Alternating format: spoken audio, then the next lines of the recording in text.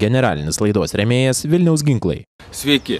Šiandien laidoje siūlome pasižvalgyti po nuostabų Lietuvos kampelį Žvėrinčių, kuriame vykdomi įvairūs gamtosaugos projektai, priglaudžiami laisvėje nebegalintys išgyventi žvėris. Parodysime reportažą iš Klaipėdos rajone vykusių urvinių šunų lauko bandymų ir pavartysime žurnalą Medžiotojas ir medžioklė. Visą tai po trumpos reklamos.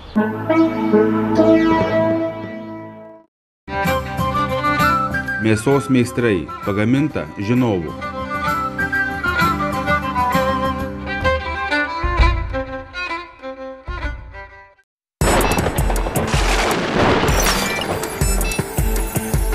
Elektra ne juokai. Instaliacija patikėkite profesionalams. www.lumenas.lt. Parduotuvė Sava sodyba, Tilžės gatvė 99, prie senojo viaduko prekiauja Štil, Viking ir kitas sodo technika. Ne tik prekiauja, bet ir atlieka garantinį ir po garantinį remontą. Kiekvienam klientui bus taikomos geros nuolaidos.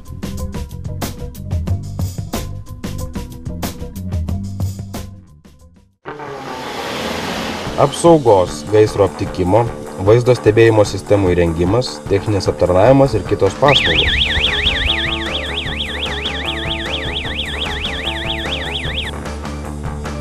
Alasa – apsaugos sistemos.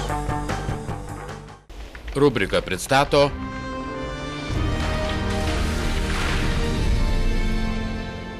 Štil, numeris 1 pasaulyje. Iš visur skamba pavojaus varpai, kad biologinė įvairovė nyksta. Daktaras Kęstutis Petelis pabandė panagrinėti, kągi bendro turi biologinės įvairovės išsaugojimas ir medžioklė Lietuvoje. –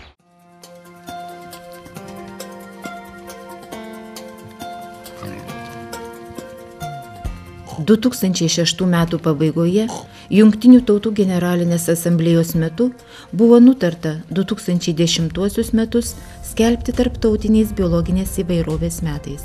Nesenai išleistame žurnale Medžiotojas ir medžioklė daktaras Kęstutis Petelis nagrinėja, kągi bendro turi biologinės įvairovės išsaugojimas ir medžioklė Lietuvoje. Mes įpratę kartoti, kad visomis jėgomis prisidedame ne tik prie biologinės įvairovės išsaugojimo, bet ir prie jos gausinimo. Straipsnio autorius pateikia savo nuomonę, kaip medžiotojų veikla prieštarauja biologinės įvairovės išsaugojimo principams. Kokias klaidas daro medžiotojai?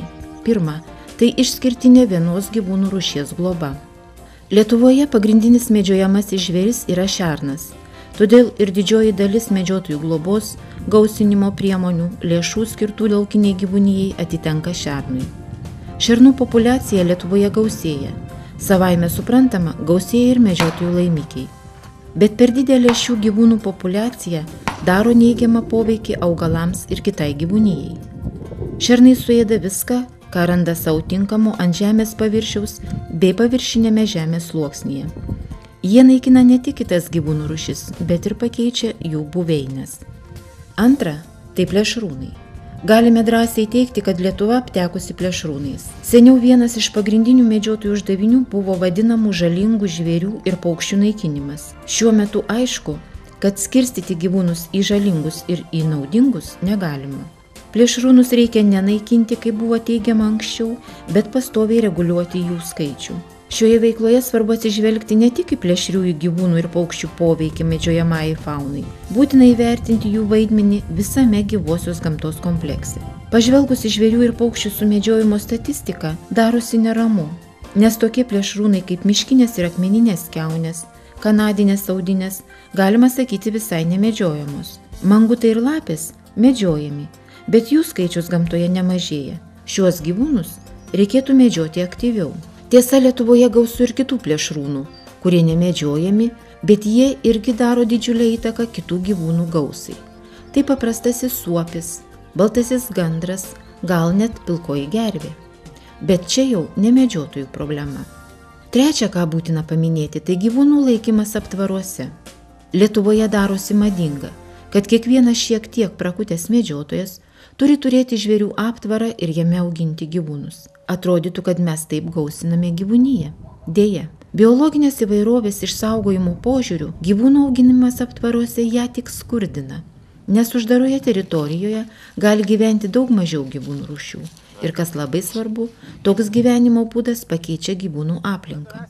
Deja, biologinės įvairovės išsaugojimo požiūriu gyvūnų auginimas aptvaruose ją tik skurdina. Uždaroje teritorijoje gali gyventi daug mažiau gyvūnų rūšių. Ir kas labai svarbu, toks gyvenimo būdas pakeičia gyvūnų aplinką.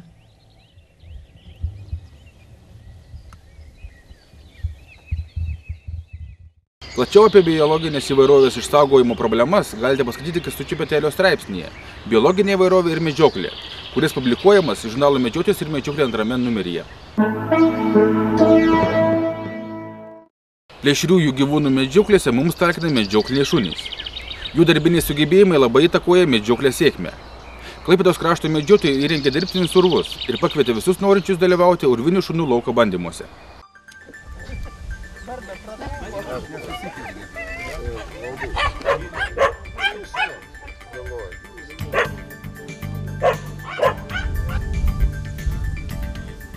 Leiskit jūs pasveikinti susirinkusius šį gražų gegužės pabaigos rytą į bene pirmus mūsų apskrity urvinių šunų lauko bandymus. Apie bandymų tvarką ir kitus veiksmus jūs supažindins šitų varžybų teisėjas Viktoras Freigomas. Sveiki visi dalyviai. Šiek tiek techninės informacijos. Mūsų bandymai susidarys iš 2 dalių. Pirma dalis bus paklusnumas, antras urvas. Su urvo važiuosim šiek tiek toliau. Dabar turėsim šitą miškelį atlikti paklusnumo testą. Užduotis labai paprasta. Su šuniu miške praeit šiek tiek į vieną pusę, į kitą padaryti posūkį, pažiūrėsim, kaip šuo klauso. Jūsų paskui paleisit šunį, turėsit jį pasikviesti reagavimui su komanda ir padarysim šūvį testą, kaip šuo bijo šūvį ar ne. Paskui po tų visų testų susirinkam čia ir važiuojam prie urvų.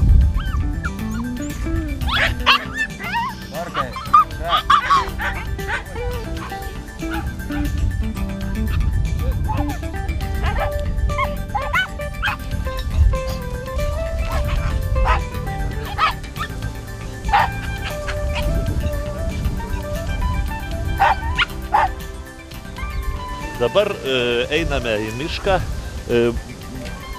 atliksime paklusnumo testą urviniam šunim. Kaip jisai eina pririštas prie pavadėlio, kaip reaguoja į šūvį, kaip klauso šeimininko komandų.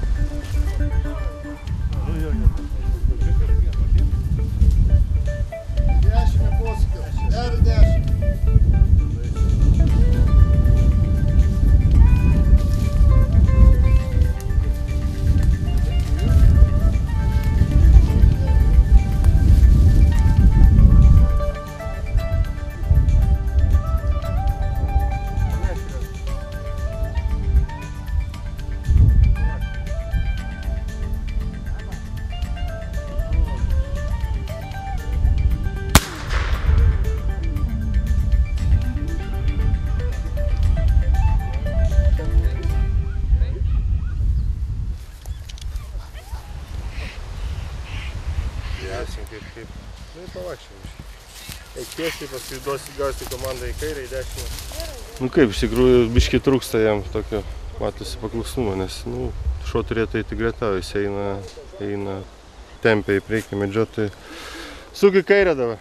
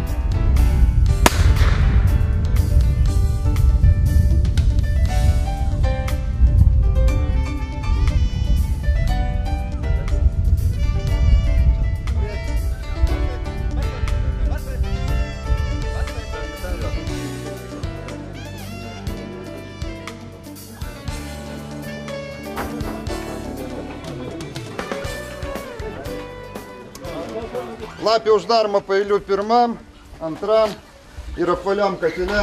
Šuo turi pribėgti, minutę aplot. Mes lapę tarsim, vėl pribėgti aplot, grįžti vėl į pirmą katilą aplot. Jeigu šuo viską tai daro tvarkingai, skaits, kad išlaik. Čia įgimtų savybių bandymai užsienį dažniausiai naudojami jauniems šunims. Na, yra pirmas sunešu.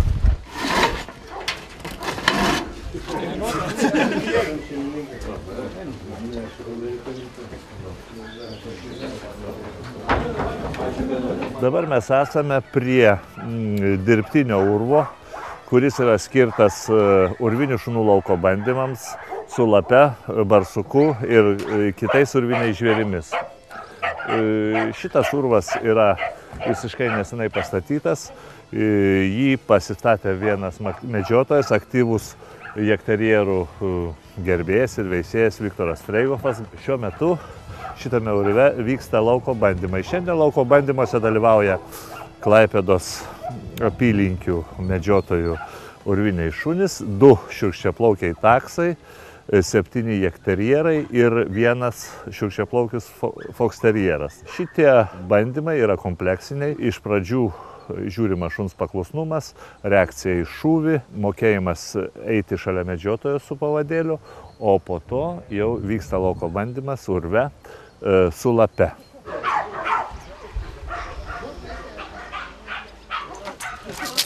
Terjerams yra keliami aukštesni reikalavimai. Jeigu taksam reikalavimai yra vadinamų įgimtų savybių, tai čia jau tikrosios darbo savybės. Vertinamos 4 pozicijos pagrinde urve. Tai yra drąsa, rišlumas, balsas ir darbo stilius. Aukščiau balai, kuriais vertinami šunys, yra nuo 0 iki 4 balų. Be to, kiekvienas šitas punktas turi dar savo koeficientą. Pavyzdžiui, tokia drąsa, jeigu šuo gauna 4 balus už drąsą, dar dauginama iš koeficiento 8. Tai reiškia, drąsa vertinama aukščiausiai. Rišlumas bei balsas turi koeficientą 5 ir darbo stilius koeficientas taip pat 5. Ir galų gale susumavus balus, jeigu uždirba 46 balus ir daugiau, yra vertinamas 3 laipsnio diplomu, jeigu 50 balų ir daugiau 2 laipsnio diplomų ir virš 75 balų, tai šuo gauna 1 laipsnio diplomą. Šitaip vertinami urviniai terjerai. Šiaip terjeras turi aršiai aploti lapę, nebijoti jos ir aukščiausiai įvertinimą gauna tie šunys, kurie lapės nepalieka ir galų gale išvaro ją iš urvo.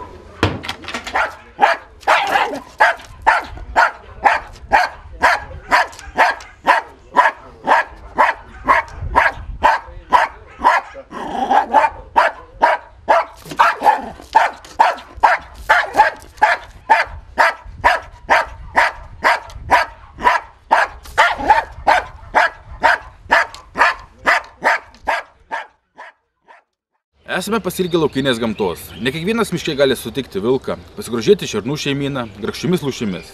Taip galime paaiškinti tai, kad Telšių miškų urėdijoje įkurtame Žvėrinčiuje visada gausu lankytojų. Trumpai papasakoti, kokie gyvūnai šiuo metu gyvena ir kaip gyvena Žvėrinčiuje, paprašėme šių valdų šeimininko Petro Dabrišiaus.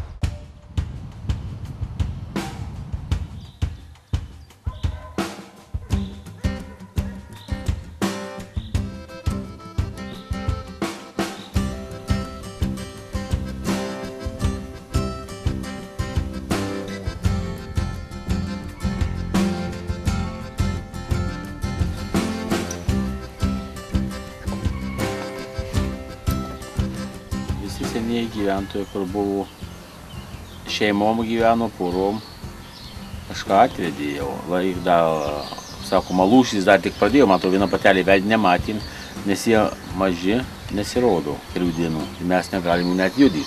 O taip, Jadzė vedė, šerniukų, dabar šiom dienom veda Danielė. Mokloje anksčiau jau vedė, prieš kokias 2 savaitės Mokloje vedė kelis vaikus. Vilkai vaikus jau vedė prieš savaitę, prieš kiek, dar nežinom kiek tikrai jų yra, nes nuo urvų toli nenueina. Parvyko iš Vokietijos apuokai, iš pietų Vokietijos prie Prancūzijos, ten iš tokios sodų, ten, kur jie veisėsi labai puikiai.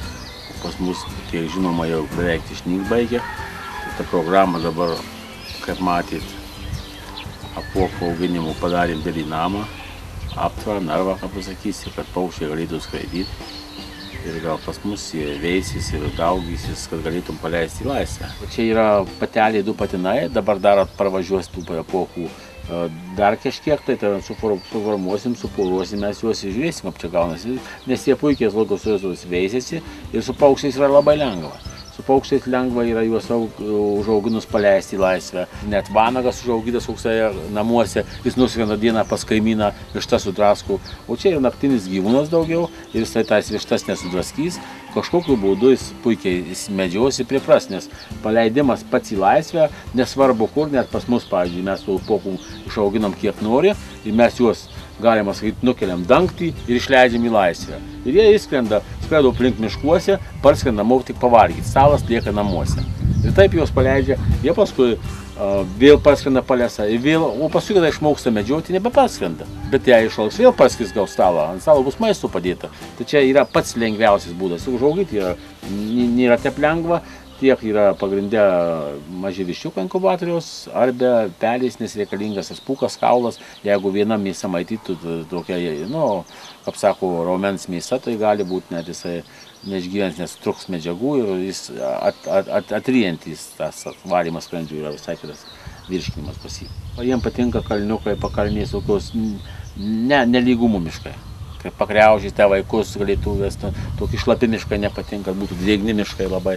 Pora augina vaikus, patelė visai daboja, kaip gandro, kaip kito, kol maži jie saugoja vaikus.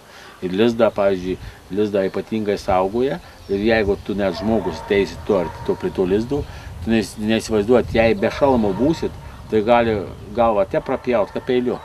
Kerta į galvą tokiais smūgiais, kanagais, kad ir galima sakyti, be akių likti, be nosies. Ir apsauga yra ypatinga apsauga šitų paukščių. Nes jie ne šiaip savo kažką tai mėto išmatom kažkokom kiti paukščiai, o jie duoda smūgis, kapuoja, kerta ir iš visų pastangų. Ir iš vis jie net, pavyzdžiui, matėt, kad pasipučia gąsdina. Ne dėl to, kad jie pasipučia, daros 2 syk didesni ir, pavyzdžiui, tokie lapiai jo neatvengs iš karto.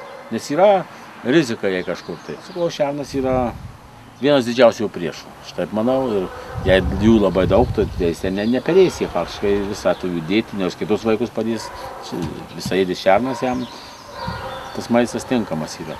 Ar tu jauniklių, ar kiaušinių, nesvarbu.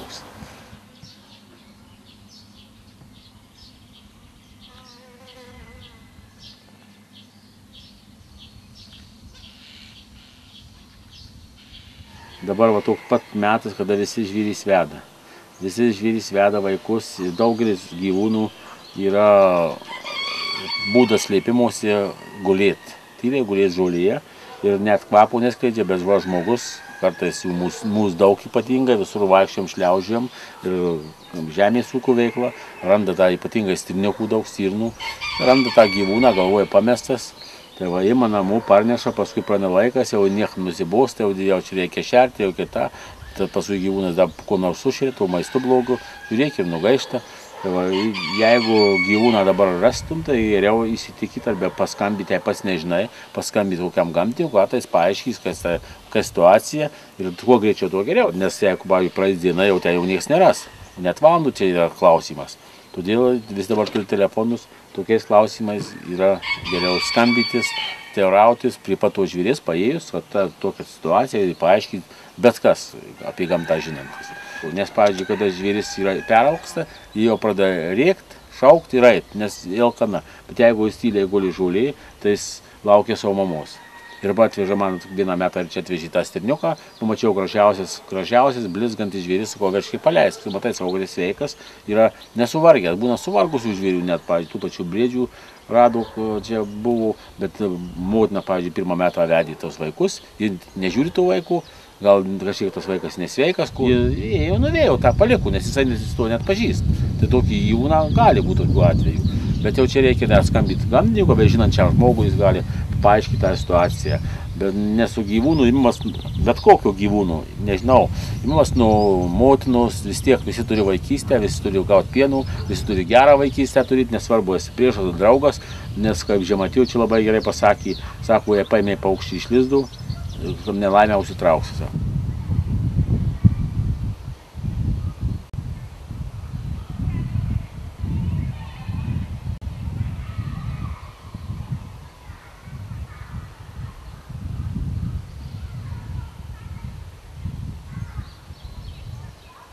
vilkų gyvena dabar šiuo metu aptvare yra 7 vilkai suaugę.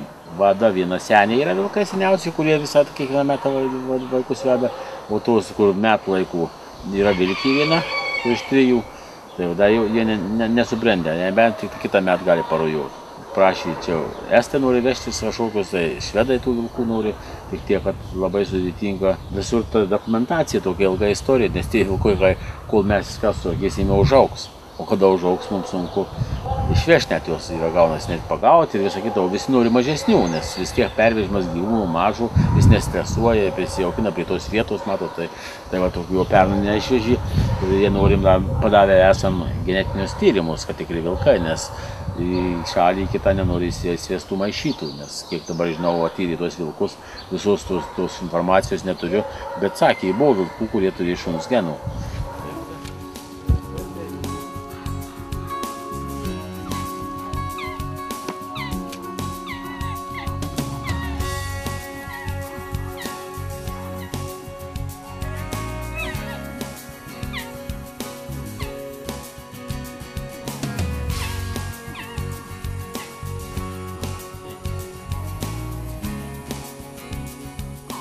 Briedžiukas mums pateko, matė dabar vakar atvežė briedžiuką. Tai briedžiukas atėjo ganyklą karvių, kuri buvo aptverta piemeniu elektriniu. Matytas briedžiukas kažkokiu būdu, ar jis įlindo, ar per apačią, aš pats nemačiau, kaip ten buvo, bet jis pateko pas karves. Ir ta briedis jį iššoko, atėjo, nutraukė tą piemenį ir įsigando matyti gavus elektros ir pabėgo. O tas briedžiukas ir kažkur 2 savaičių nesuprato, ten ganėsi veršiukai, jis prie jų prisijungė į liko. O ta motina to išgąsčių gal negrįžo, nepašaukė jų. Nu, visokių čia niuansų gali būti.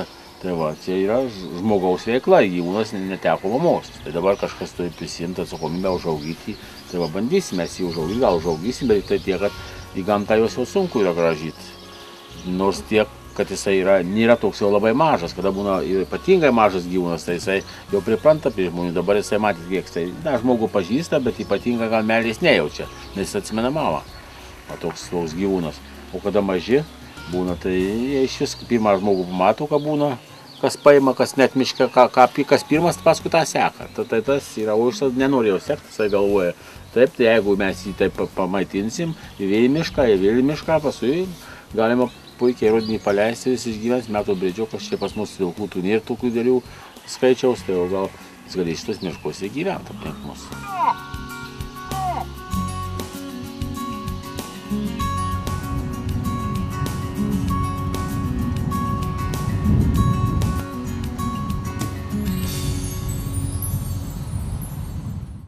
Rubrika pristato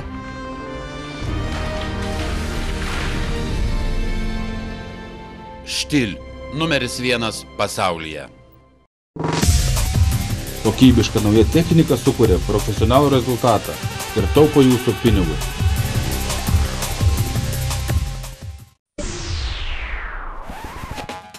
Tai ginklai, kurių laikui bėgant metalinių detalių nepakeitė plastmasė, o medis išliko aukščiausios kokybės riešuto. Vamzdis dengtas juodu chromu suteikia šautuvui ypatingą atsparumą drėgmei ir ilgamžiškumą. Laukiame jūsų Vilniaus ginklų parduotuvėse. Vežame keleivius nuo 8 iki 50 vietų komfortabiliais autobusais. Audio video, kondicionierius, keleivių draudimas. Nuomojame autobusus įvairiems pobūviams, medžiokliai ir žvejybai.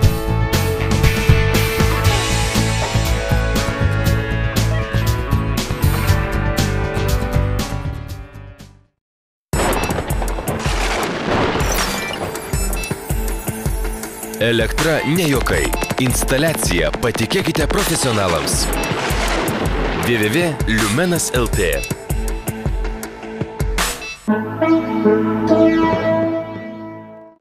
Noriu padėkoti tiems, kas atsiuntė nuotraukas konkursui, kurio nugalėtojas bus apdovanotas Ginalo firmos prizais. Laukime naujų nuotraukų. Nuotraukas siųskite man adresu osvaldas@tauroragas.lt. Šiandien tiek. Lauksime naujų medžioklių ir susitikimo su jumis lygiai po savaitės. Iki. Generalinis laidos rėmėjas Vilniaus ginklai.